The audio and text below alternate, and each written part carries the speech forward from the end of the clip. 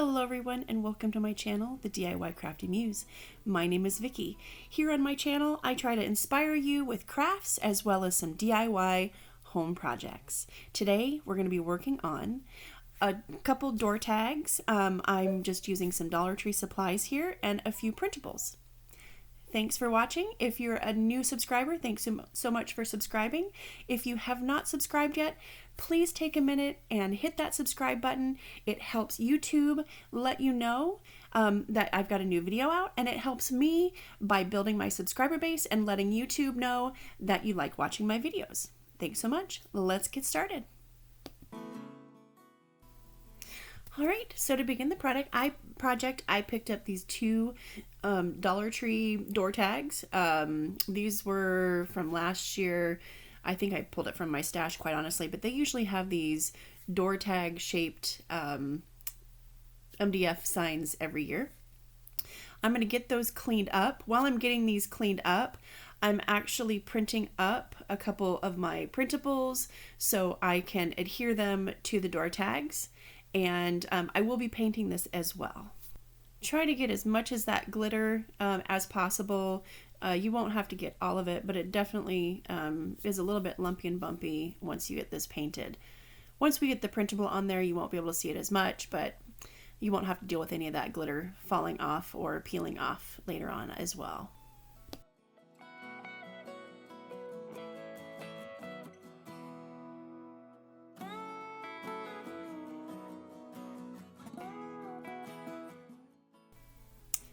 I forgot to mention the paint that I'm using is just a white chalk paint. I believe I pick it up at Michael's. I usually use chalk paint for these projects just because I feel like it gives a nice good coat and it leaves kind of a matte finish.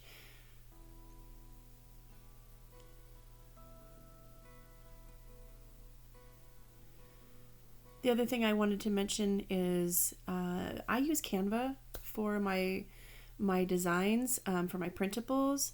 I have the non-free version, so I pay for the pro just so I can have access to more of those designs. But if you haven't used Canva, this is not a paid advertisement. They're not sponsoring this in any way, but I do love that they have a really good variety of free images that you can use in your design.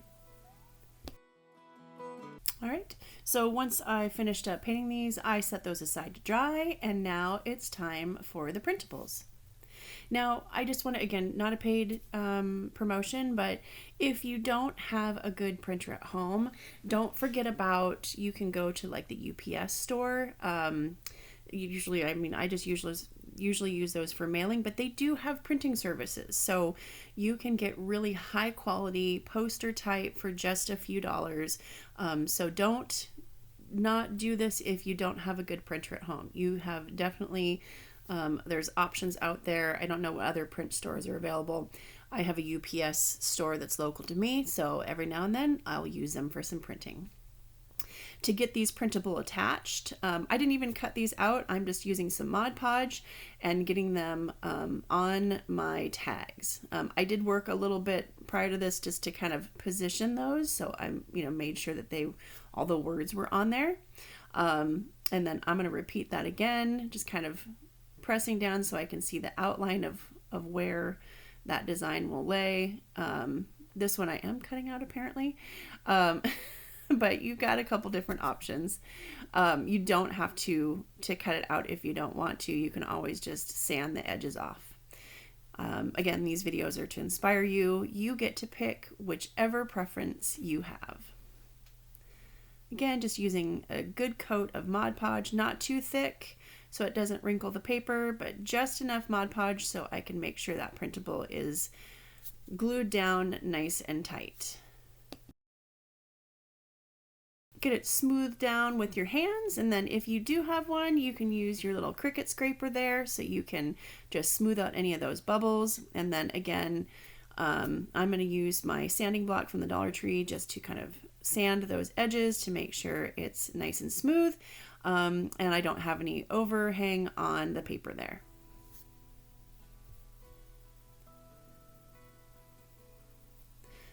showing you two different techniques. The first one, you know, I did cut it out in the shape.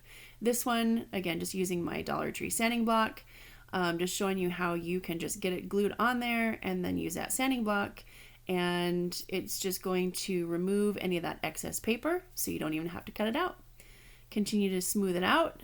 Make sure you get all of that dust, any residue off, because next we're going to glue these two together. All right, get those kind of placed how you want to have them placed and positioned. And I'm going to use two different types of glue. I'm going to use just a regular glue, and then I'm going to use a little bit of hot glue to just make sure that it stays in place while that glue sets up. Next, I'm going to have to poke a hole through here so I can get the little, where the door tags are, the little circle, the holes where I can thread that twine so I can hang these, and I'm going to work on a few bows. I always say this, but I'm not like a bow maker, but I have found a few simple ways to make a bow. The easiest way I can explain it is the first part you're going to create kind of like the breast cancer awareness ribbon, if you will. So you kind of like loop it around so it makes that shape. And then the next couple pieces, it's like a messy bow where you just kind of take a longer piece, create kind of a loop, and then you can also just cut out bits and pieces, scrap pieces, and lay that on top. I usually dovetail those ends, just so you kind of have a couple different layers to the bow. Give that centerpiece a little pinch, and you can either use a little bit of hot glue or you can just use a little bit of twine to tie this around and secure it. I'll wrap that twine around just a little bit so it is a little bit more decorative than just a single little twine piece there.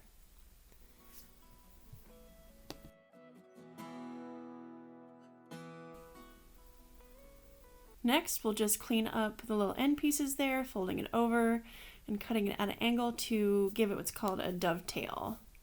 This just makes it a little bit more decorative. Okay, so you can also add, if you have it, great. If you don't worry about it. But I had a few of these dollar spot floral pieces that I picked up at Target. So I'm going to add a little bit of the floral to the bow once I go to add this. So don't worry about it. You know, you can add as much or as little as you want.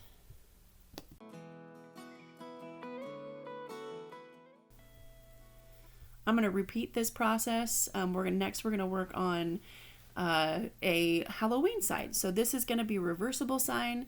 You'll be able to switch it back and forth, so you can start the season off for fall and then switch it over to Halloween, and then right after Halloween switch it right back to fall.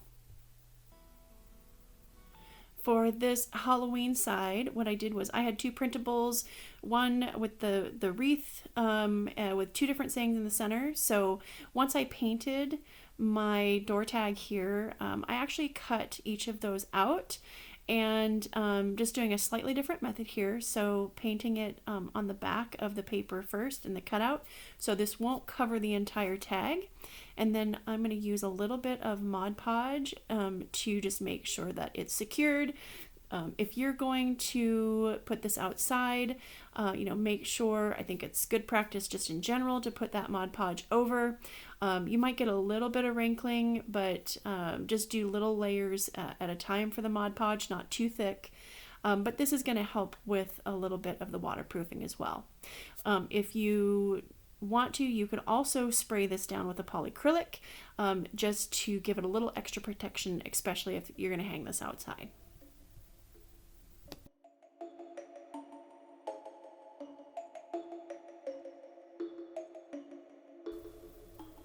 Since this is for Halloween, I'm just going to take a little bit of my black chalk paint and just kind of rough it up a little bit. I'm just going to go around the edges here using kind of a dry brush method.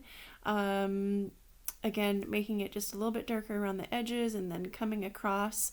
I'm using, it's like a feather fan type brush, so I can get kind of that scuffed up look without using too much or getting it too dark in different spots there.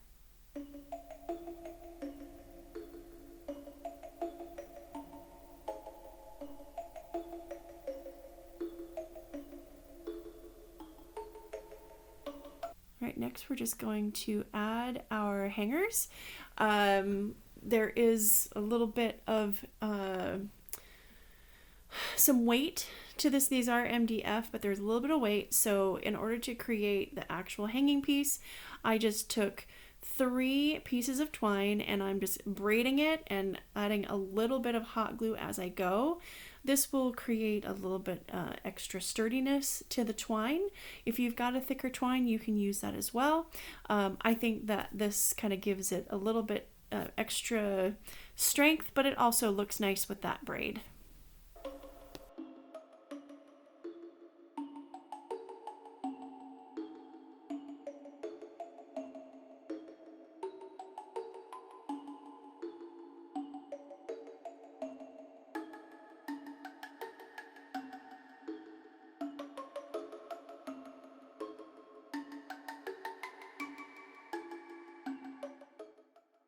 Okay, to get this secured, I'm just kind of measuring for length. I know where I'm going to hang this. You might need it a little bit longer, but I'm going to tie knots on each individual side so it just doesn't slip back through that hole. You could also tie this together. It's really your preference. I'm just going to tie it. I'm going to be putting bows on each side, so this is going to be hidden. Just make sure you tie that knot big enough so it doesn't slip through. You don't want these to fall. But again, you might have a different option to securing these to your board. You could also glue these down. It really is up to you.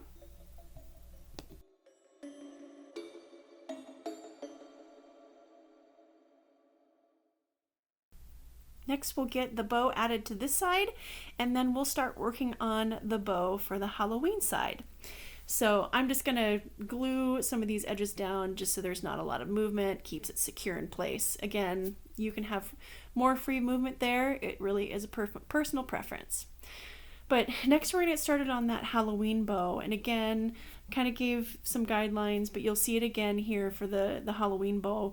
You're just going to kind of lay the ribbon, you just fold it over on top and you kind of create the shape of the awareness ribbons. You'll see how I do it here. Just pull out enough. You might have to work with the length here, by just kind of folding it over, creating that awareness ribbon, checking to see, how big the bow part will be. And then I'm going to start cutting pieces of, just miscellaneous pieces of ribbon so I can kind of add and layer this. So you start off with a little bit of a bow.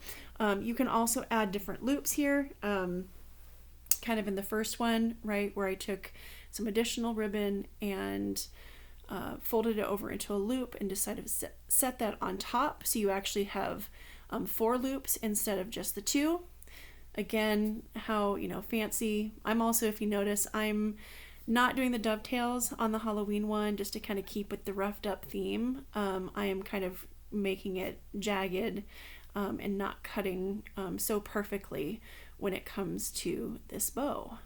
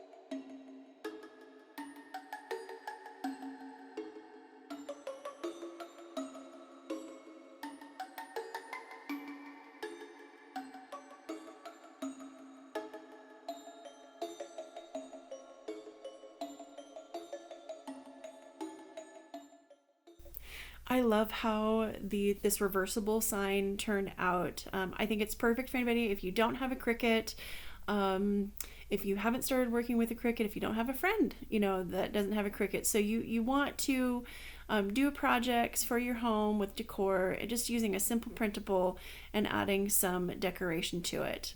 I love that it's reversible. I put this up very early on in fall, and it's been up for a while, and then I'll just be able to flip this over at Halloween time, starting around now. And then once we get past that Halloween time, this is super easy to just flip that right over. I'm only storing one item. I'm a huge fan of these reversible projects. So let me know what you think in comments. Are you a fan of reversible projects? It just makes it so easy for decorating.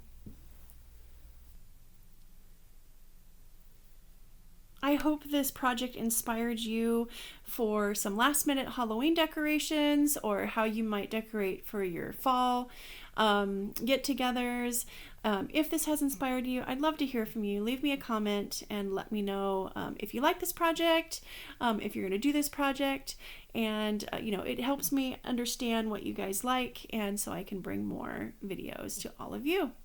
Thanks so much for watching. If you haven't subscribed yet, please feel free to hit that subscribe button. I'd love to have you as a part of my crafting family.